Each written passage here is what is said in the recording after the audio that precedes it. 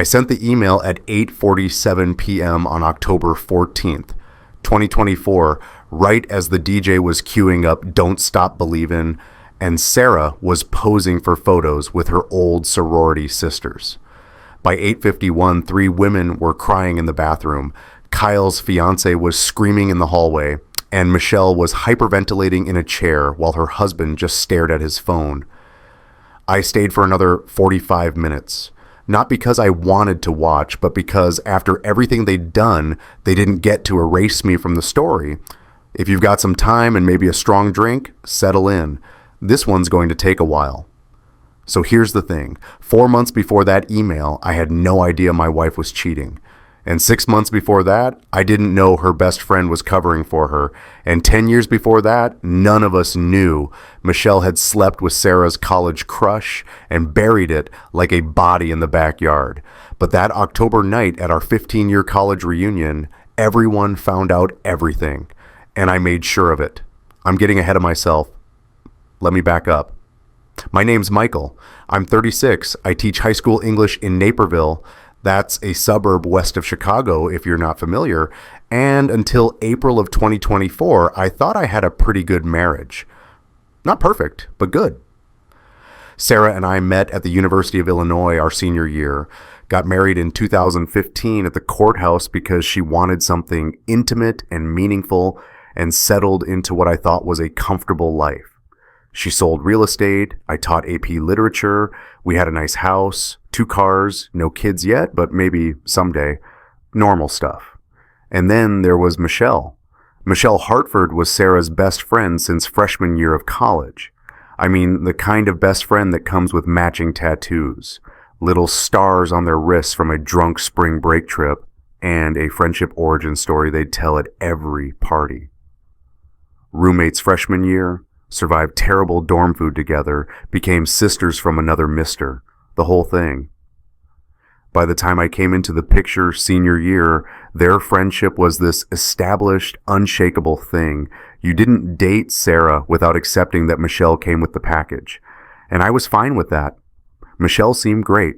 She was Sarah's maid of honor at our wedding, gave this beautiful speech about how Sarah deserved a love that matched her loyalty. I remember tearing up a little. She had a key to our house, her own coffee mug in our kitchen, walked in without knocking. She was married to this guy, Greg, accountant, nice enough, but pretty checked out of their social life, and they had a daughter, Lily, who was 6. Sweet kid. I'd gotten pretty attached to her, actually. Michelle worked in HR at some pharmaceutical company, seemed stable and together. For 9 years, this was my life. Work, home, Sarah's late nights showing properties, Michelle checking in to make sure I was okay with Sarah's crazy schedule. Comfortable, predictable. I should have seen the cracks forming earlier. Looking back, I can't believe I ignored them. But if you've ever been in a relationship where you wanted to believe everything was fine, you know how easy it is to rationalize away the red flags. It started small. January 2023, Sarah began talking about this guy, Kyle. You remember Kyle from college, right? He owns those CrossFit gyms now. So impressive. I did remember Kyle. Everyone from our friend group remembered Kyle. He dated Michelle sophomore year, then dated Sarah junior year, broke both their hearts at different times, and was basically the reason Sarah and Michelle had made this drunk blood oath at 2 a.m, literal pricked fingers and everything, that Kyle Brennan was dead to both of them forever.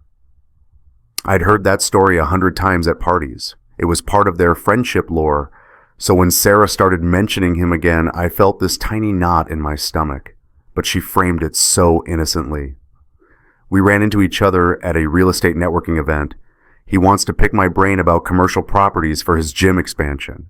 Okay, fine. Professional networking. Then the coffee meetings started.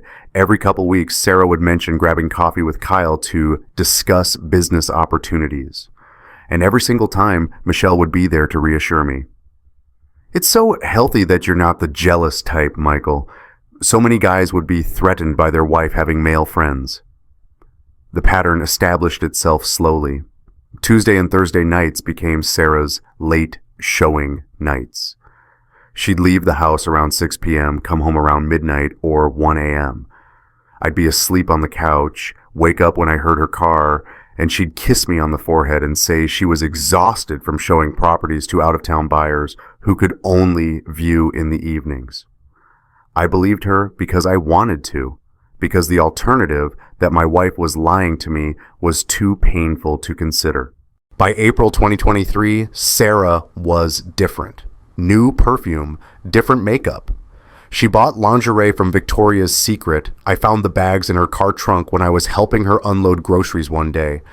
When I tried to initiate sex, she'd say she was too tired. We went from a healthy, intimate life to nothing. 6 weeks without touching each other turned into 8, then 10. I started Googling things like signs of cheating at midnight on my laptop, then felt pathetic and closed the browser. In February 2024, Sarah changed her phone password without telling me. I found out when I tried to use her phone to look up a restaurant, we'd always had an open device policy, and suddenly I couldn't get in. When I asked about it casually, she exploded. "Why do you need my phone? You don't trust me?" We had our first real fight in years. She accused me of being paranoid and controlling. I apologized even though I hadn't done anything wrong. Michelle texted me afterward. "Sarah told me you guys fought.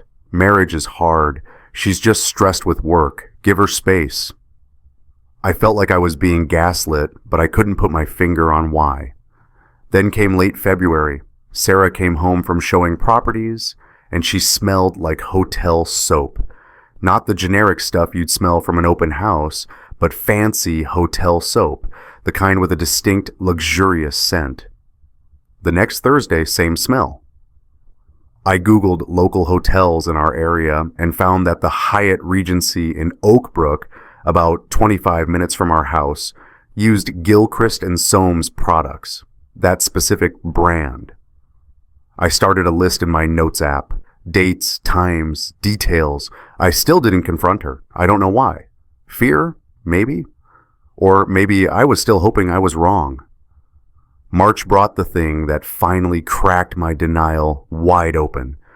Sarah and Michelle planned a girls' weekend to Wisconsin Dells for Michelle's birthday, March 15th through 17th. I helped Sarah pack, told her to have fun, be safe. She texted sporadically on Friday, a photo of their hotel room that looked generic and could have been anywhere, a photo of them at dinner where the lighting seemed off. Saturday she barely responded, said her phone was dying. Sunday they came home tan and glowing with stories about the indoor water parks and the spa treatments. But I noticed something. Sarah's car had only added 47 miles since Friday morning. Wisconsin Dells is about 90 miles from Naperville. Round trip should have been at least 180 miles, probably more with driving around town. I took a screenshot of her odometer, not even sure what I was doing or why. Monday morning, I checked our joint credit card statements. We'd always kept them shared for transparency, which now feels like a sick joke. No charges in Wisconsin Dells, no restaurants, no gas stations, no hotels. But there was a hotel charge from the Hyatt Regency in Oak Brook, Illinois. Same hotel where I'd tracked down that soap smell. The charge was for 2 nights, Friday and Saturday, March 15th, 16. Roughly the same amount a weekend at the Dells would cost. My hands were shaking as I went to Michelle's Instagram. She'd posted 6 photos from Wisconsin Dells over the weekend. Water park photos, restaurant photos, hotel room selfies. I reverse image searched one of the restaurant photos. It was from a trip she'd posted 2 years ago. Different season, different clothes, but the same restaurant. She'd recycled old photos. I sat there on my couch at 6 in the morning, staring at my phone, and realized the entire weekend was fake. Sarah wasn't in Wisconsin. She was at a hotel 25 minutes from our house. And Michelle had helped her create an elaborate lie complete with fake social media documentation. That's when I made the decision. I wasn't going to confront them until I had everything, every piece of evidence, every lie, every detail. If I was wrong, and part of me still desperately hoped I was, I'd apologize and we'd get therapy. But if I was right, I needed to know the full scope of what I was dealing with. I bought a composition notebook and started documenting everything like I was preparing for trial. Dates, times, credit card charges, odometer readings, screenshots of text messages, social media posts. I created a private Google Drive folder and uploaded everything. I backed it up to an external hard drive and a USB thumb drive that I hid in my classroom desk at school. I felt insane doing this. I felt like a paranoid stalker, but I also felt like I was drowning, and documentation was the only lifeline I had. I started combing through Sarah's social media with different eyes. All those photos of her and Michelle, captions about their unbreakable bond and ride or die friendship, and hashtags like blessed and sisters, not blood related. I noticed that Kyle liked every single photo Sarah posted. Every single one, even old photos from years ago. I clicked through to Kyle's Instagram.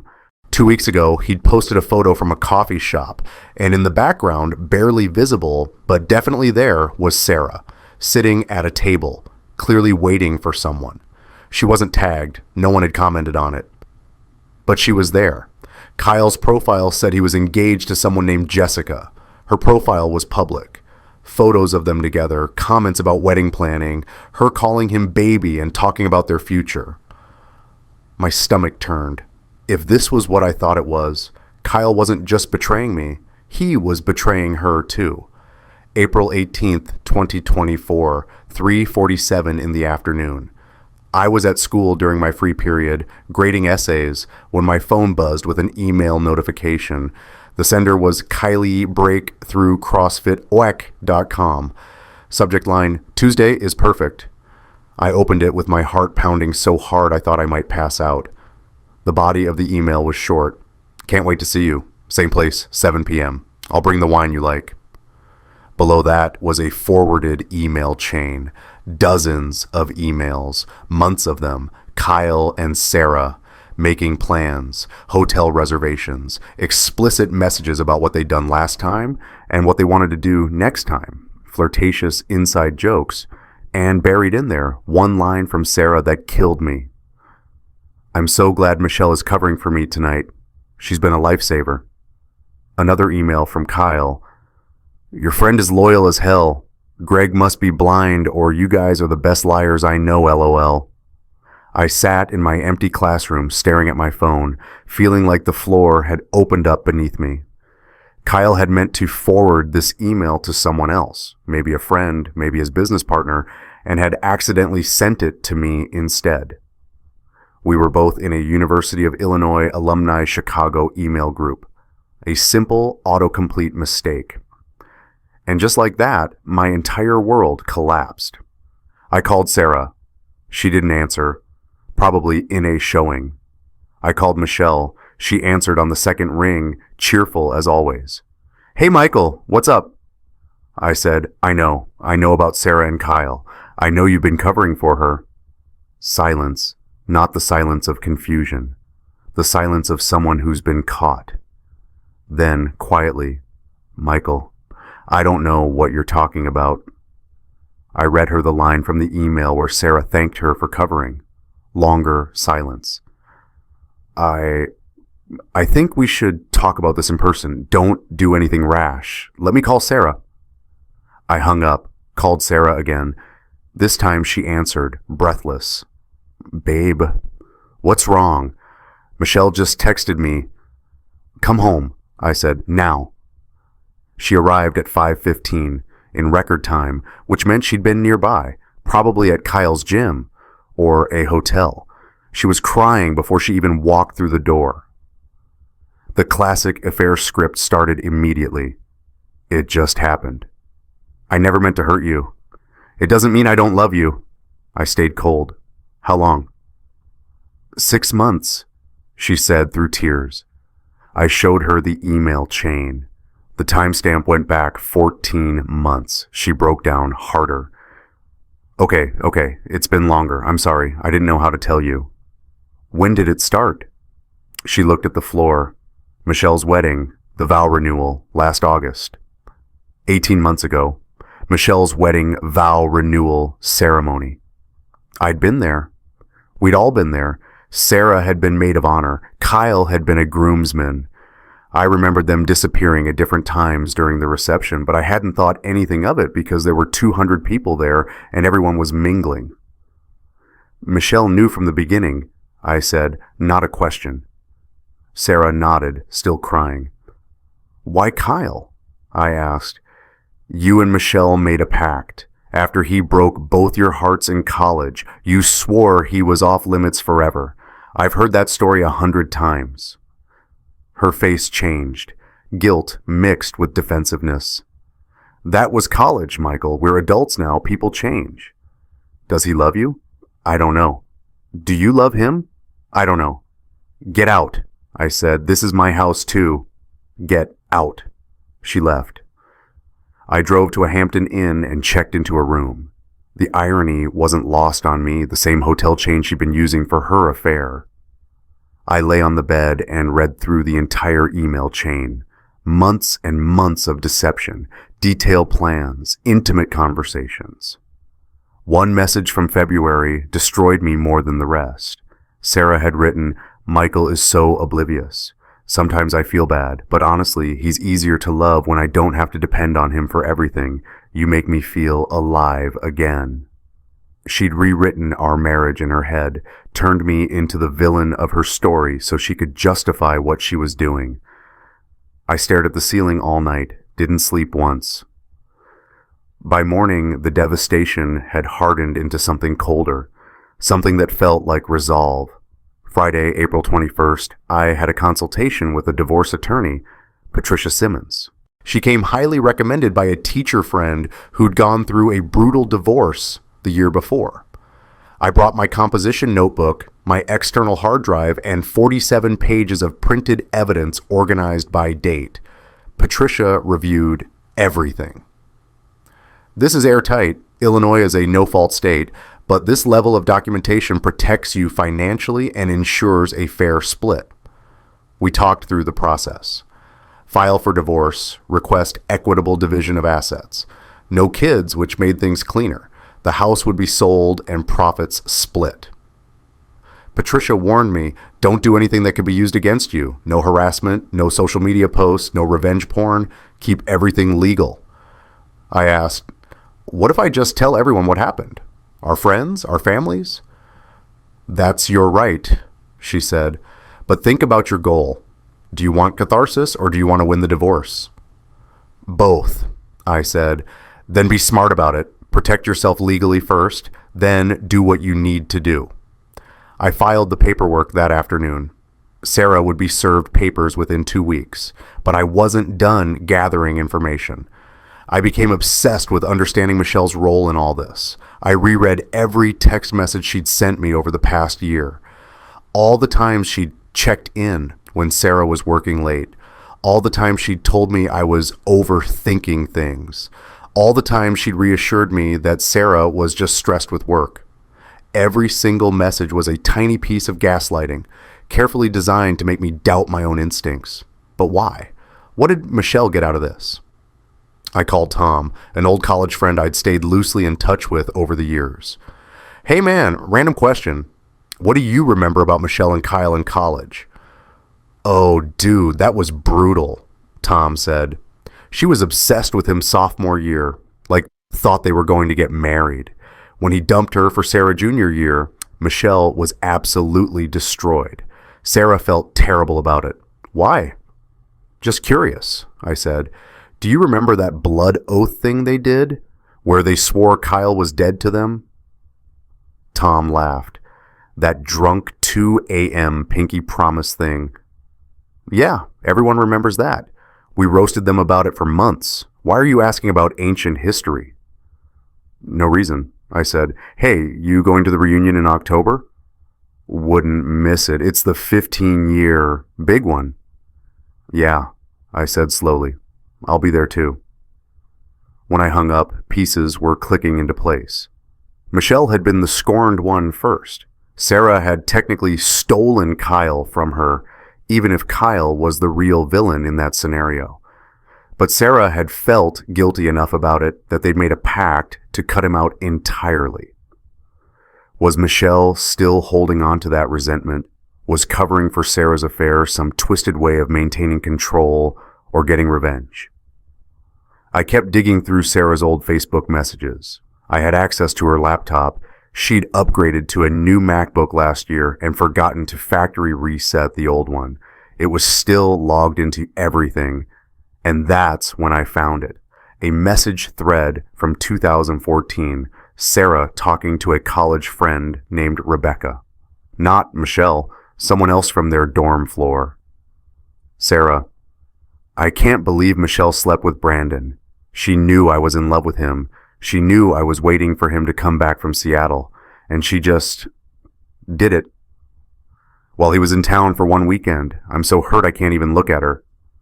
Rebecca, are you going to confront her?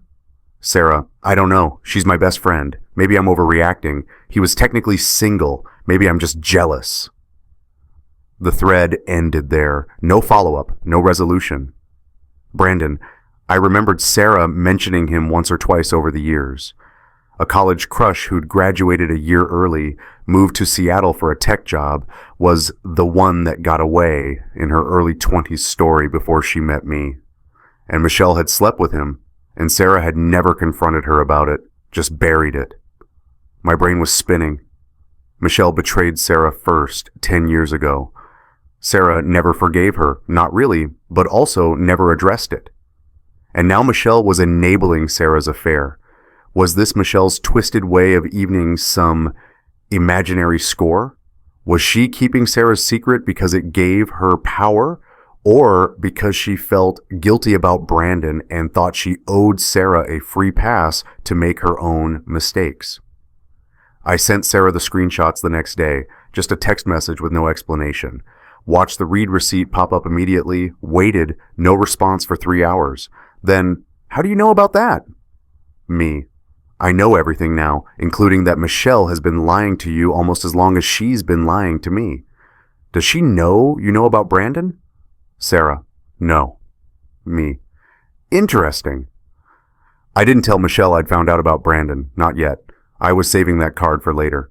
Because by mid-May, my plan had crystallized into something clear and cold and purposeful. The 15-year college reunion was scheduled for October the 12th and 13th, 2024. Friday night kickoff, Saturday night main dinner, downtown Chicago Hilton. I learned that 127 people had RSVP'd, with about 90 expected to actually show up. Perfect, big enough for maximum impact, intimate enough that everyone knew everyone's history. My plan was simple but devastating. I would stay in the marriage until the reunion, keep up appearances, let Sarah think I'd forgiven her or was too weak to leave, continue documenting everything. Every Tuesday and Thursday, her phone location would ping from the Oakbrook Hyatt. Every time she claimed she was at a showing, I'd verify she was actually with Kyle. Draft an email with the full story. Attach screenshots of messages, nothing explicitly sexual or nude because I wasn't going to be that person, but clear evidence of the affair, the timeline, the hotels, and Michelle's active cover-up. CC every single person from our college friend group who would be at the reunion.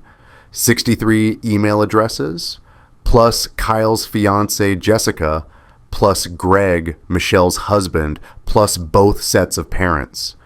Send it during the Saturday night dinner, when everyone was together. When Sarah and Michelle were performing their perfect friendship for their audience. Watch it burn. Patricia, my lawyer, asked me one more time in August. Are you absolutely sure you want to do this publicly? It's going to be messy. That's the point, I said. May through September, I played the role of my life. Oblivious husband, trying to work on the marriage. Sarah thought she'd gotten away with it. She'd given me some half-hearted apology back in April, claimed she'd ended things with Kyle. She hadn't, I tracked her phone, and said she wanted to work on us. I pretended to believe her. We went to one therapy session together where she cried and said she'd made a terrible mistake, and I was the love of her life. I held her hand and said we'd figure it out. Michelle kept checking in. How are you guys doing? I'm so glad you're working through this. I smiled and thanked her for caring. In June, I invited Michelle and Greg over for dinner, made steaks on the grill, opened a nice bottle of wine. Michelle toasted to friends who stick by each other through everything.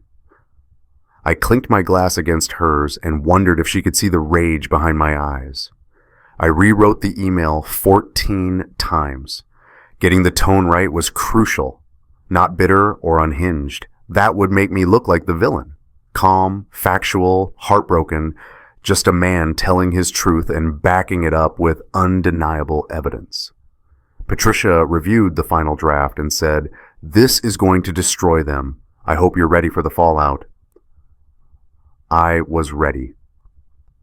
Friday, October 11th, the reunion weekend began. Sarah, Michelle, Greg, and I carpooled from Naperville to downtown Chicago for the Friday night happy hour. It was at a bar near campus, casual and nostalgic. Sarah and Michelle wore matching outfits. They'd planned it, posted about it on Instagram that morning. Reunion ready with my ride or die. 15 years and still going strong. Forever friends. Everyone we ran into commented on how close they still were. You two are still best friends. That's so rare. Relationship goals, honestly. I wish I had a friendship like yours. Michelle and Sarah lapped it up, took photos, hugged old friends, laughed at inside jokes from sophomore year. I stood to the side with my beer and watched them perform. Kyle was there with Jessica, his fiancée. She was sweet, mid-20s, a dental hygienist who had no idea the man she was about to marry had been sleeping with a married woman for 18 months. Every time Sarah and Kyle made eye contact across the room, which was often, Michelle would shoot Sarah a warning look, as if to say, "Be careful," as if to say, "I'm still covering for you." I took a photo of Sarah and Michelle at the bar that night, arms around each other, laughing at something. Posted it to my private Google Drive folder with the caption, "The last night they'll laugh like this." Back at the hotel, we were all staying at the Chicago Hilton downtown. Sarah and Michelle had a nightcap together at the hotel bar. I watched from the lobby. Didn't join them. Just observed. Took mental notes. Prepared myself for what I was about to do. Saturday, October 12th. The day everything ended. The main reunion dinner started at 6 p.m. in one of the Hilton's ballrooms. Cocktail hour from 6 to 7, dinner at 7, dancing at 8. 90 people showed up. Name tags, table assignments, a photo booth, a slideshow of college photos playing on a projector screen. It was exactly the kind of nostalgic, wholesome event that Sarah and Michelle loved. We were seated at table 7, me, Sarah, Michelle, Greg, Tom, and 4 other friends from our freshman dorm. Sarah was glowing. She'd gotten her hair done that morning, wore a dress she'd bought specifically for tonight, had been taking photos nonstop since we arrived. Michelle was right beside her, coordinating poses, posting to Instagram stories in real time, curating the narrative of their perfect friendship. At 7:15, dinner was served. Chicken or salmon. I'd lost my appetite days ago, but forced myself to eat. Needed to seem normal. Tom leaned over at one point and asked if I was okay. I said I was fine, just tired. Teaching had been stressful this semester. At 8 p.m., the DJ started playing music. Some people headed to the dance floor. Sarah and Michelle pulled out their phones to take more photos. The DJ played Don't Stop Believin', and half the room sang along. Sarah was in heaven. This was her element, surrounded by people who remembered her as the popular sorority president, the fun girl everyone loved, the woman with the perfect friendship that everyone envied. At 8:30, Sarah and Michelle posed with their old sorority sisters near the photo booth. 10 women in a group shot, arms around each other, laughing. I stood 20 feet away by the bar, holding my phone. I opened my email drafts. The email I'd written and rewritten 14 times, 4 pages long. Subject line, Tree, the truth about Sarah Anderson and Michelle Hartford. The body started with, I'm sorry to do this publicly, but after 18 months of lies, I think you all deserve to know the truth about two people you've spent tonight celebrating. Then came the timeline. April 2023 through present. The affair, the hotels, the fake Wisconsin trip, Michelle's cover-ups, screenshots attached, messages, receipts, location data. Nothing explicit, nothing illegal, just irrefutable proof. The BCC list had 63 email addresses, every friend from college I could track down who was at this reunion. The CC list was shorter, but more devastating. Jessica Miller, Kyle's fiancé, Greg Hartford, Michelle's husband, Sarah's parents, Michelle's parents. At 8:47 p.m., I pressed send. Then I walked back to the ballroom and waited. 4 minutes. That's how long it took for the first phone to buzz.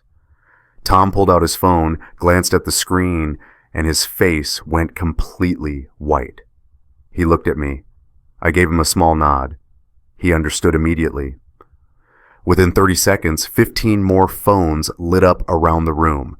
I watched it spread like a virus. People checking their emails, faces going from confusion to shock to horror.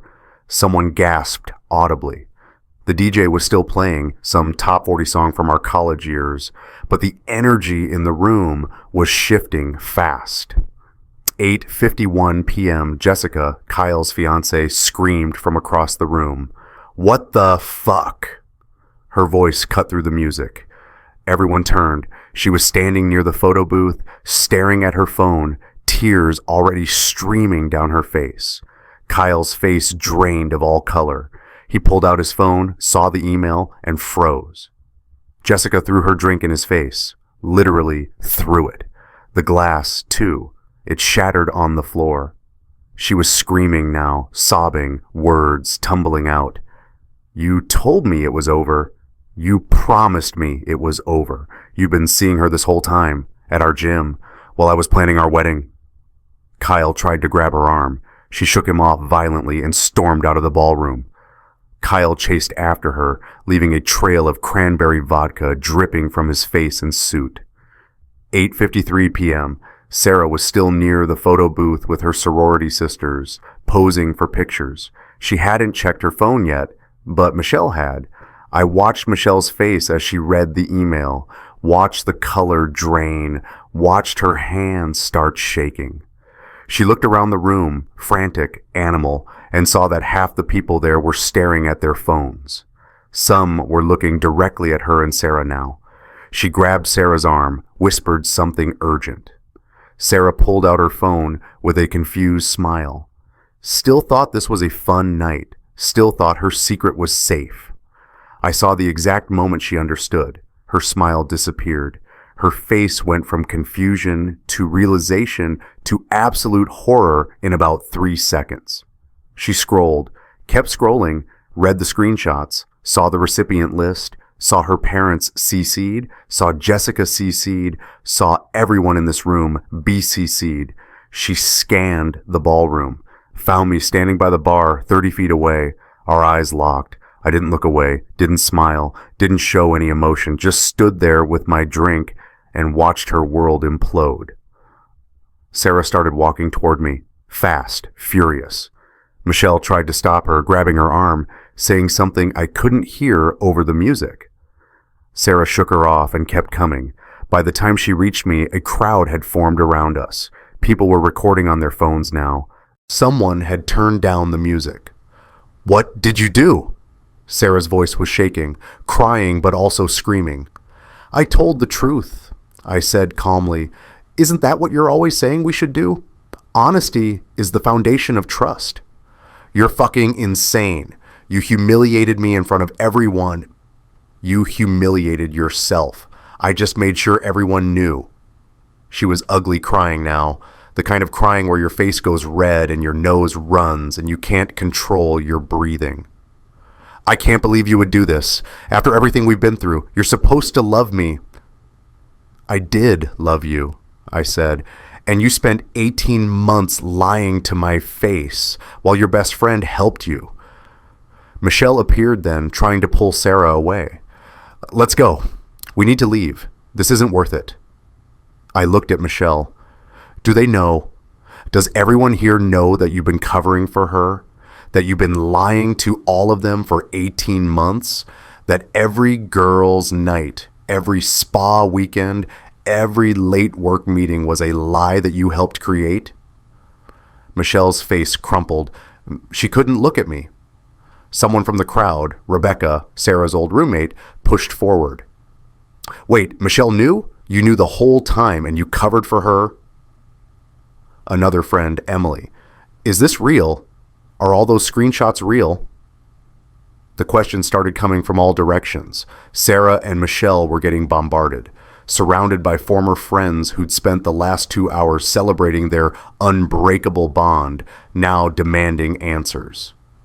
Greg appeared, Michelle's husband. I hadn't even seen him check his phone.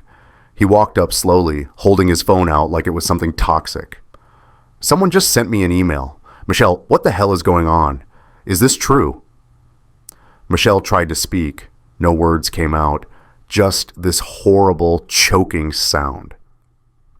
Did you know? Greg's voice was getting louder.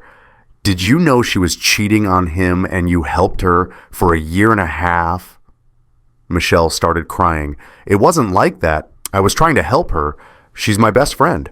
She was confused. You lied to me. Greg wasn't yelling, but somehow it was worse.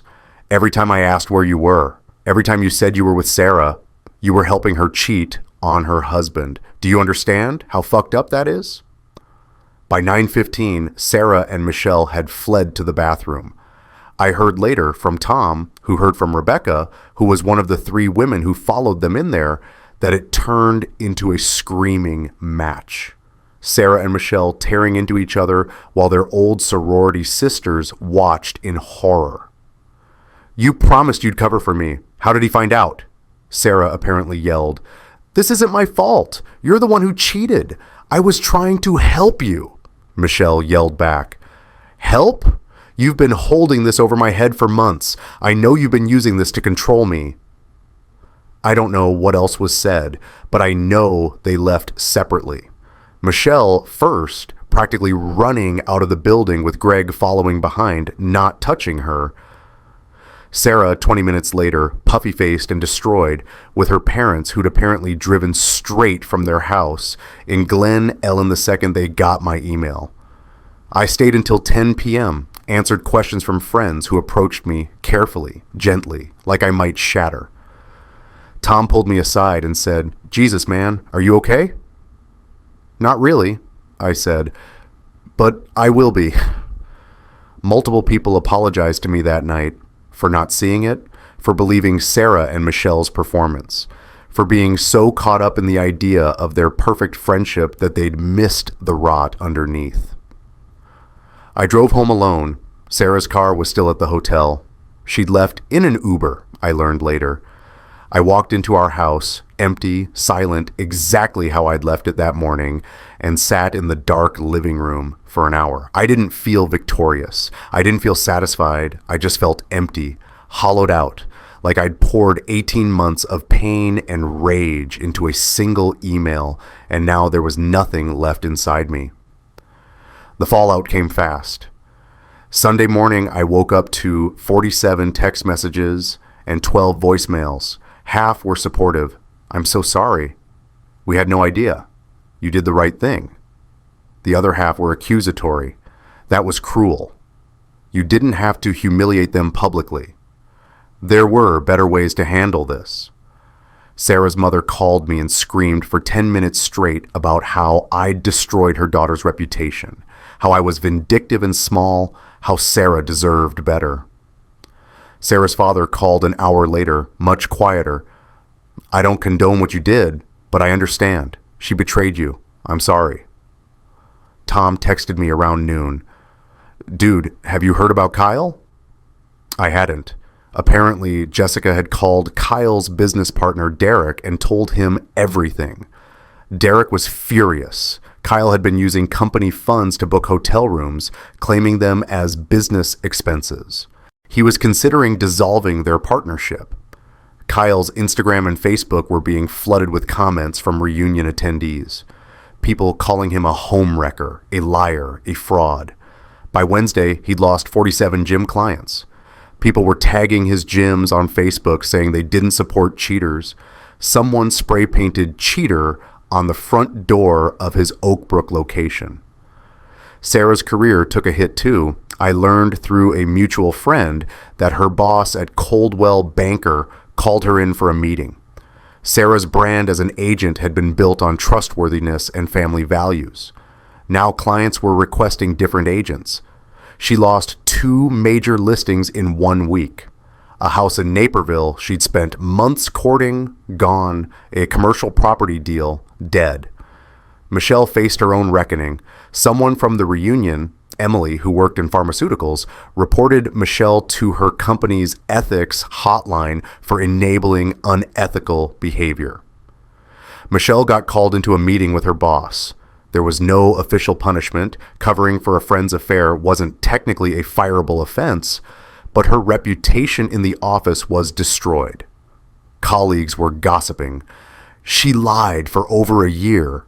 What else has she been lying about? Wednesday evening, October 16th, my phone rang.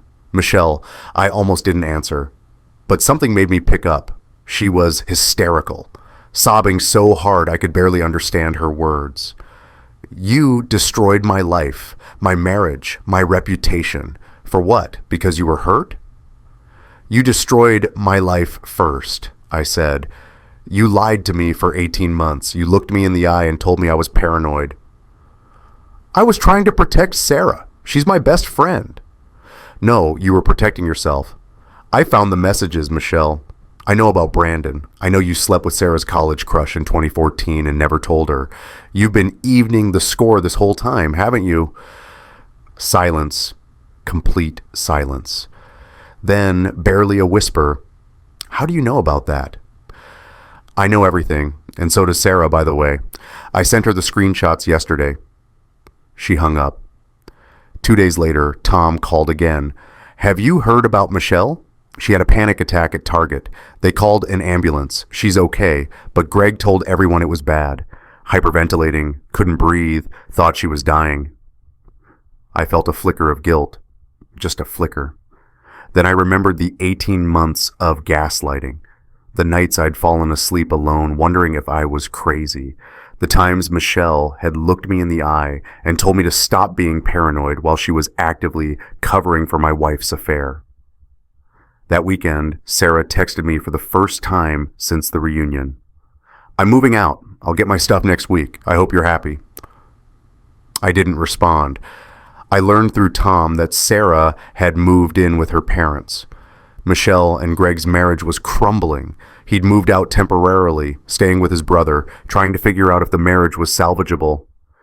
Michelle's daughter Lily was confused, asking why Aunt Sarah didn't come over anymore. That part, Lily, made me feel sick. She was 6 years old, an innocent kid caught in the crossfire of adult betrayals. I'd been fond of her. I'd thought of her almost like a niece. Now she was probably confused and scared and had no idea why her family was falling apart. Sunday, October 20th. I was grading papers at home when I got a Facebook message from Rebecca. I need to tell you something. Michelle tried to hurt herself last night. Greg found her in the bathroom with pills. She's okay. They took her to the hospital, pumped her stomach. But Michael, this is serious. She's falling apart. I read that message 5 times, then put my phone down and stared at the wall for an hour. She tried to kill herself because of what I did, because of the email I sent. Rebecca messaged again. I'm not saying what you did was wrong, but you need to understand. Michelle's whole identity was tied up in being Sarah's protector. You didn't just expose her lies. You dismantled who she thought she was. I didn't know how to respond. Still don't. I sat in my empty house that night and asked myself, did I go too far? Was destroying her worth it? Then I thought about the 18 months of lies, the nights I couldn't sleep, wondering if I was losing my mind, the times Sarah came home smelling like another man, and I convinced myself I was imagining it, The way Michelle had gaslit me so thoroughly that I'd started to doubt my own sanity. I decided I'm not responsible for Michelle's choices, but I'm also not proud of this outcome. Monday morning, I went to therapy, told my therapist everything, the affair, the revenge, the fallout, Michelle's suicide attempt. I expected judgment. Instead, she said, "You sought justice, but justice isn't always clean. Now you have to live with what you've done. And that's harder than people think." By late October, Sarah and Michelle's friendship had completely fractured.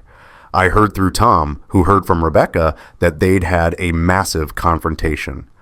Sarah had finally brought up Brandon, the college crush Michelle slept with in 2014. "You let me cheat on Michael because you thought I deserved to be punished for something I didn't even know you did?" Sarah had apparently screamed. "That's sick, Michelle." "I was protecting you. I covered for you for months." "No, you were controlling me. You've always controlled me. I'm done." Their 20-plus year friendship ended via text message. Michelle tried to reach out multiple times. Sarah blocked her number, blocked her on every social media platform, told mutual friends that if they stayed friends with Michelle, they couldn't be friends with her. The friend group split down the middle. Some stayed loyal to Sarah. Some cut both of them off entirely. Some tried to stay neutral and ended up losing everyone. I didn't feel victorious about any of this. I just felt sad and tired. So incredibly tired. December 2024. The divorce was finalized. Sarah didn't contest anything. We sold the house, split the profit 50-50. I moved into a small apartment in downtown Naperville, closer to my school. Minimalist furniture, fresh start. Sarah moved in with Kyle. Apparently their relationship continued after everything imploded. I heard through Tom that they were fighting constantly, but trying to make it work. I felt nothing about that. No anger, no satisfaction, not even curiosity, just indifference. And that's how I knew I was starting to heal. When I stopped caring what Sarah did with her life, January 2025, I started rebuilding. Reconnected with old friends I'd lost touch with during my marriage. Tom became a close friend again. We started playing basketball every week at the community center like we used to in college. I joined a book club at the local library, fitting for an English teacher. Made new friends who didn't know my history. People who saw me as just Michael, not the guy whose wife cheated or the guy who destroyed 2 women at a reunion. Some friends from the reunion reached out to apologize. Emily, one of Sarah's sorority sisters, sent me a long message. "I'm sorry I said you went too far. I found out my boyfriend was cheating on me last month and I get it now. You did what you had to do. I appreciated the sentiment but realized I didn't need vindication anymore. I was moving forward. I kept going to therapy every week, worked through my conflict avoidant tendencies, my habit of ignoring red flags because confrontation felt scarier than uncertainty, my need to fix people instead of setting boundaries. Realized I'd stayed in a dying marriage because I was afraid of being alone." One session, my therapist asked, "Do you regret sending the email?" I thought for a long time. I regret that Michelle got hurt so badly. I regret that her daughter Lily lost her Aunt Sarah figure. But do I regret exposing the truth? No. They humiliated me for 18 months. I just made sure everyone else saw what I saw. "And now?" she asked. "Now I'm tired. I don't want revenge anymore. I just want peace." That was the turning point. The anger was finally draining away, replaced by something quieter, something like acceptance. March 2025, I met someone new, Lauren. She was a librarian at the book club, 33 years old, divorced with no kids. We started talking after meetings, then grabbed coffee one Saturday afternoon. She had this dry sense of humor that made me laugh in a way I hadn't in years. She loved literature. We spent an hour debating whether Fitzgerald or Hemingway was the better prose stylist. It felt easy, natural. I was honest with her upfront about my past, told her everything on our second coffee date, expected her to run. Instead, she said, "You did what you thought was right. That's all any of us can do." We took things slow. Coffee dates, browsing bookshops together, walking through farmers markets on Sunday mornings. Nothing serious yet. I wasn't ready for serious, but it was nice. It felt hopeful, like maybe I was capable of trusting someone again. April 2025, I ran into Greg at a Target, Michelle's ex-husband. It was awkward at first. Neither of us knew what to say. Then he broke the silence. "For what it's worth, I don't blame you. I blame her for lying." "How is she?" I asked, not sure if I wanted to know the answer. "She's in therapy, intensive. We're officially divorced now, but we're co-parenting Lily, okay. Michelle's working on herself. I hope she gets better." I felt a complicated mix of emotions. Relief that Michelle was getting help. Residual guilt about how bad things had gotten. But also closure. A sense that everyone was finally dealing with their own shit instead of projecting it onto each other. "I hope she does too," I said, and I meant it. June 2025, I'm still here, still teaching, still living in my small apartment, still dating Lauren. It's getting more serious, actually. We're talking about taking a trip together this summer. Nothing's been decided yet, but it feels good to have something to look forward to.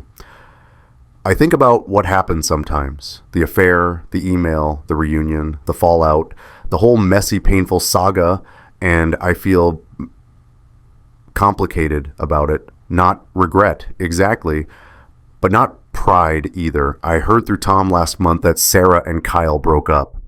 Apparently, the relationship couldn't survive the weight of how it started. Kyle's business is struggling. He sold one of his gyms, kept the other, but it's barely breaking even.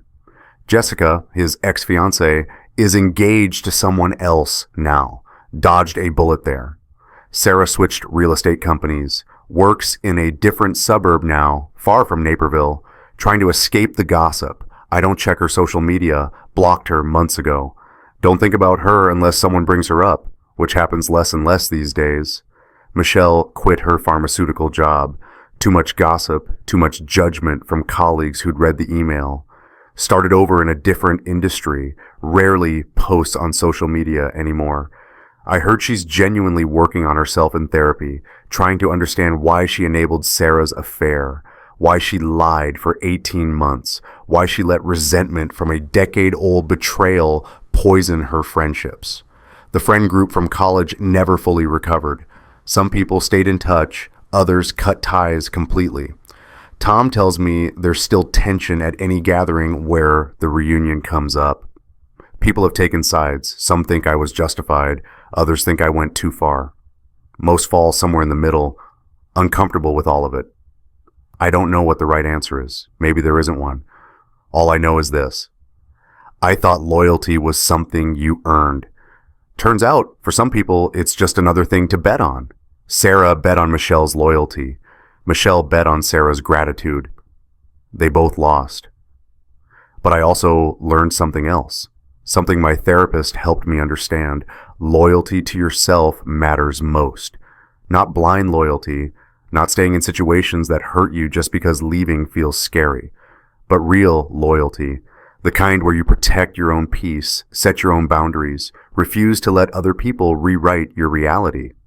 For 18 months, Sarah and Michelle made me doubt myself, made me feel paranoid and controlling for noticing things were wrong. And for a long time after the reunion, I felt guilty for exposing them so publicly, for sending that email, for watching their lives implode in real time. I don't feel guilty anymore. Or at least not as much. What I did wasn't pretty, it wasn't kind, but it was honest. And after 18 months of living in someone else's lie, honesty felt like the only thing I had left. Last week, I got an email from the reunion planning committee. Save the date, 20-year reunion, October 2029. Lauren asked if I'd go. I thought about it for a while, thought about facing all those people again, thought about whether I'd have anything to prove by then, Or if I'd just be curious about who I'd become in the 4 years between now and then.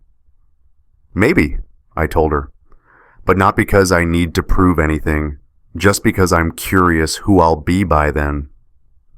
She smiled at that. So did I. I've learned this. The best revenge isn't destruction, it's indifference. And someday, maybe not today, maybe not next year, but someday, I'll get there. Until then, I'm just living, building a life that's mine, dating someone who makes me laugh, teaching kids about literature, playing basketball with Tom on Tuesday nights, reading in coffee shops on Saturday mornings. And that's enough. For the first time in 2 years, that feels like enough.